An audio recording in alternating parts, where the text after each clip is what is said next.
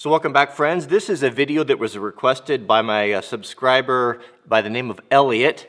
He said that he had come across a tuna can or a sardine can, looks more like a sardine can survival kit on Amazon and wanted me to do a cheapest survival kit review on Amazon video. So that's what we're going to do today. So I got it here, I ordered it, I think it was about $12, and I have no idea what's in here. Actually, I took the sticker off there so that we could all be surprised together. So let's open it up and see, is this is this a legitimate survival kit? They said something like 32 or 36 items inside, which is hard to believe.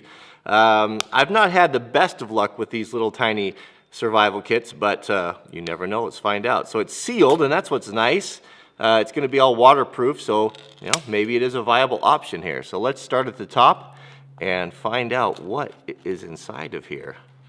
It is packed tight. I'll give them that. All right, first things first. What do we have here? We've got duct tape. A pretty good amount of it, probably about 12 inches of duct tape. Is it quality duct tape? Because not all duct tape is created equal. Some of it is not as good as others, but if it's pretty good duct tape, what could you use that for? Oh, you could patch a tent with it. You could secure something. You just can't go wrong with duct tape. I think that's probably a good feature. Next we have, it's a little sandwich bag. That's nice if you needed to, is it big enough to put a cell phone in? If you needed, a lot of us rely on cell phones for navigation, and most of them are not waterproof, so I like that. That's handy. Also, you could use it as an impromptu canteen.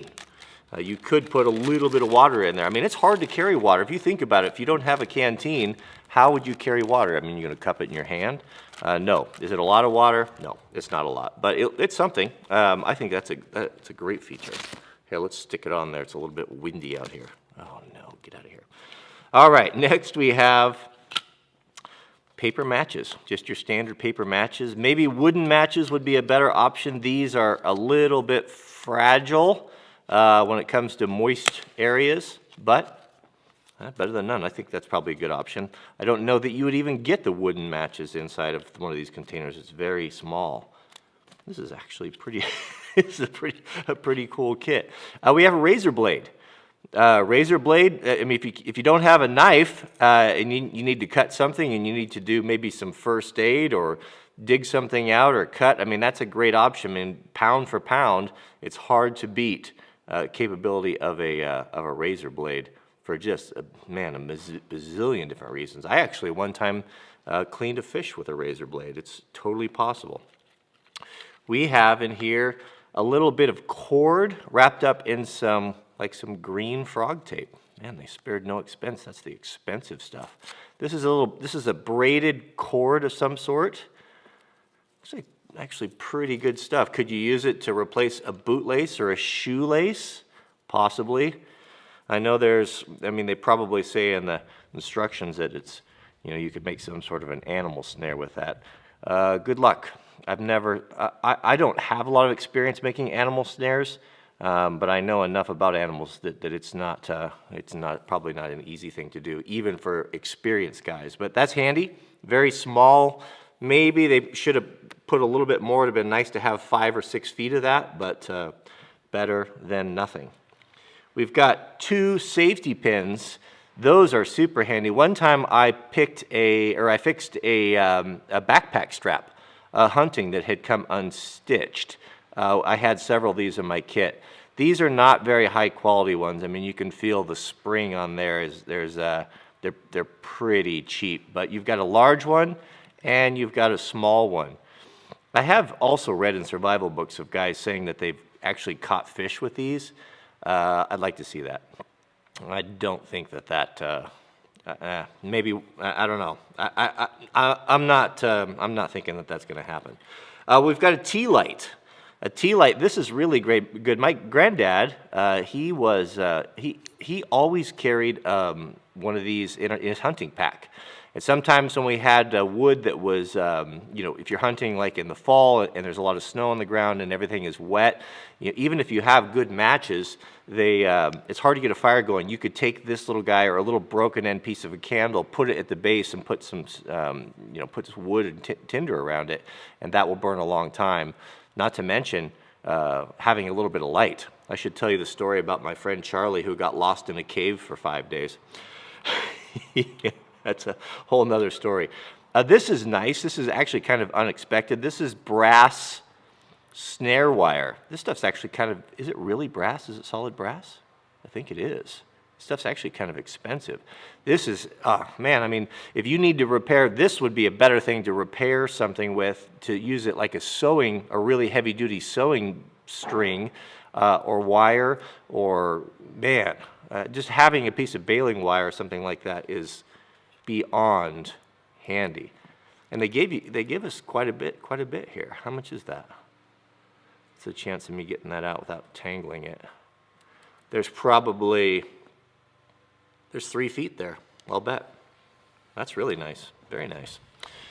We have these little guys. What are these? These are, I imagine these are fire starters of some sort. Well, let's wait till the end and we'll test those to see if they work. So here we go. We've got redundancy. So and they're matches, and they're wax coated, or they feel like they're wax. Yeah, they are wax coated. Someone has dipped the tips in these in wax to keep the sulfur and the igniter from getting ruined. That's kind of a nice surprise. I like redundancy. When I put together survival kits, I always have at least 2 and preferably 3 ways to start a fire, because I don't really trust these. I'll take lifeboat matches, I'll take a steel or a ferro rod, and I'll take a lighter, like a big lighter. We have, this is actually a pretty good kit here. We've got a big roll of thread here. Is there a sewing needle? I mean, there's a lot here. I don't know. There's probably, I'm guessing, it could be 25, it could be 50 feet of kind of a high tensile. How strong is it? High tensile sewing thread. Not super strong, but it is strong enough where you could definitely fish with it and definitely do repairs. That's interesting that they've tripled up and doubled up on things. Double fire, tripled up on cordage. This is some sort of a really soft nylon cord with like a bread bag zip tie on it. And there's quite a bit here. There is probably, I'm going to have it all tangled here. There's probably 25 feet on that as well. Very nice. What could you use that for? Oh man, sky's the limit. Nails. That's an interesting choice. 2 nails. What could you use the nails for? I don't know. You're not going to build a whole lot with 2 nails, but well, there you have it. Maybe to replace it, if you had a multi-tool and you need to replace a cotter pin or something. I've done that before with nails. They're really good for that. We have the tiniest whistle I think I've ever seen. Look at that. That's hilarious. Not very high quality. Is it loud? Kind of. Medium loud. It's not like a Fox 40 or anything, but it is nice to have a whistle. Your voice doesn't carry very far, especially if there's wind. And if you get down, if you got down in a hole, let's say you were backcountry skiing or something, guys fall down in tree wells, they die all the time. When search and rescue comes around, after you yell for a couple hours, you lose your voice. And to have a whistle is, that's something I always put in a survival kit. Here we go. I was hoping this was going to be in here. It's a heavy-duty sewing needle. So this, in combination with the thread, is going to give you the ability to fix lots of stuff. I mean, you could fix shoes, you could fix a tent, you could fix, again, a backpack or clothing articles that go bad on you. Very good idea. I like that. We have of course, our just garden variety little oil-filled compass or spirit compass. The reason why they used to call them spirit compasses, because they would put alcohol in them, not water. If you ran water in there, they would freeze and they would crack. So alcohol, as we know, won't freeze. And it's actually pretty good. It is reading, get it away from I guess that's not fair, non-ferrous. It is reading the correct direction. I do know that that is true north. See, does it correct? Yeah, with a little, it's not, it doesn't have a super bearing on there, but with a little bit of fussing around, seems to work okay. I've seen worse than that one. We got a fish hook. Is it just one? Oh, nope, two. Yeah, you want to have a backup. Break your heart if you were fishing and you lost your hook on a snag and you didn't have a second. Yeah, maybe a half a dozen with some lead sinkers. I mean, they've got the room in there and it doesn't cost very much, so that wouldn't be bad. The bad thing about the tuna can survival kit is that you can't augment it. You know, once you open it, it's not going to be sealed. I guess you could tape it up. This here is it's a pencil. Well, that is clever. It's a pencil with a pocket clip, and it's made in Japan. So it's not, it's not super, it actually feels like pretty good quality. Nice to have a pencil. One time, or many times, I think I've seen, we used to hunt or have big hunting camps. Our family was really into that. If someone wasn't able to get back to camp in time or was having a problem or needed to get information, having a pencil and a piece of paper, being able to leave a note that say, I was here at this time, or I went down this trailhead. I mean, you could take the thing and you could put it in the plastic bag, and you could use the string and you could tie it there in a real obvious manner to leave a message of where you went. Not only that, but you have the paper to help start fire. So we've got a nice piece of paper on there. I like the pencil. That's pretty nice. I might keep that in one of my survival kits here. We have one of these guys. These are, we've all seen these before, kind of a credit card type survival kit. Quality-wise, they're not great. There's not a whole lot you could do with this, but it does have a point, and I guess if you needed to scrape or pry something, you could do it. We've got a saw there, and I've had limited success with those guys. Yeah, I don't know. I don't know that that's as handy as the razor blade, but I guess you could tighten a screw with it. You got an end there, you got a small measure on it. Don't have any idea what that thing is. Lanyard hole. It's all right. Well, there's something else in here too. Now remember, here we go. We have an explanation here. So there are 11 things on this. There's a can opener. Okay, I see that, right there, that's can opener. Knife edge, screwdriver, ruler, bottle opener right there. We've got a butterfly wrench. What's a butterfly wrench? I don't know what a butterfly wrench is. We've got a saw blade, of course, a sundial. Who knows how to use a sundial? If I had to go out and to use this as a sundial, I would be a little bit at a loss, as I don't know how to do that. 2-position wrench and a lanyard hole, so that's it. Not really any instructions on how to use anything, but there it is. Love it or leave it. We've got 2 zip ties in here, or not zip ties, but the little bread bag zippy ties. I don't know what these would be good for other than keeping your bread from getting stale. A couple of zip ties would be a better addition to this, more useful, and they would curl around in there, and they would certainly fit. We have, signaling mirror. Is that legitimate? Probably not. I mean, yeah, I mean, you could get some flash off of it, but without having the aiming hole in it, like a proper signaling mirror, that would be difficult to use.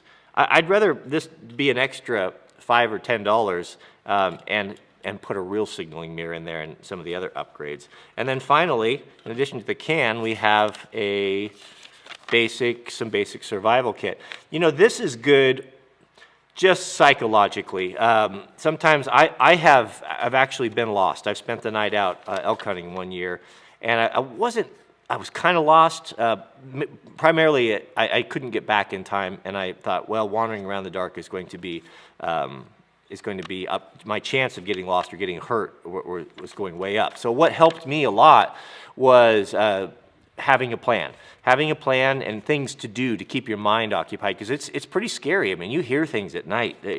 I was up all night, kind of stewing and worrying about stuff because you didn't know what was going on. So having a plan kind of having something to read and to keep your mind occupied is very, very handy. And it looks like there's some pretty good stuff in here. Some pretty basic first aid kit or survival kit stuff. Is there anything else in there?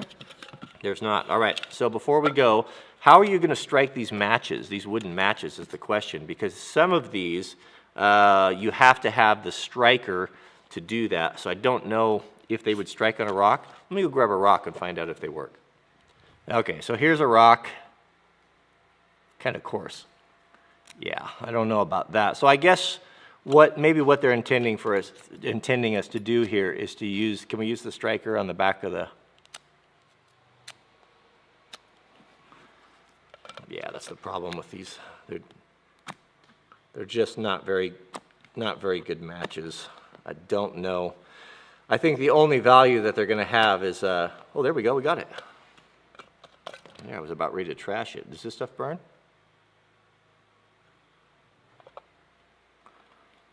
The fire starter? Yeah. It's really windy right now, so this is, of course, you know, when you need to start a fire, it's either going to be raining or windy. There you go. You've got two of them. I like the backup, man. You mess up or you drop one or lose one, to be able to have a backup there is super handy. So what's my conclusion on this? I'm actually pretty surprised. For $12, something that's super, super small, and if nothing else, just to give you something to do. If you broke down or got lost, to have a couple things, you know, to give you peace of mind, and maybe to do some slight repairs, and the whistle's okay. But this is a great idea. I think it would be cooler, maybe what we should do is to get an Altoid type of can, something that you can reopen, and I would choose a lot of the same things that we have here, only a better quality. Maybe better quality a whistle, a real signaling mirror, and I don't know, maybe, probably a knife. I'd probably rather have a knife than this. Something, maybe a tiny, like one of those itty bitty Spydercos that are, you know, they're kind of useless, but at least they're a real knife that with a real steel on them. But overall, it's pretty good. Not too shabby.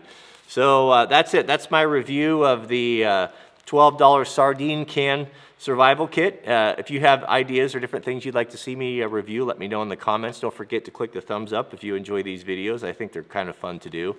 And that's it. We'll see you guys on the next video.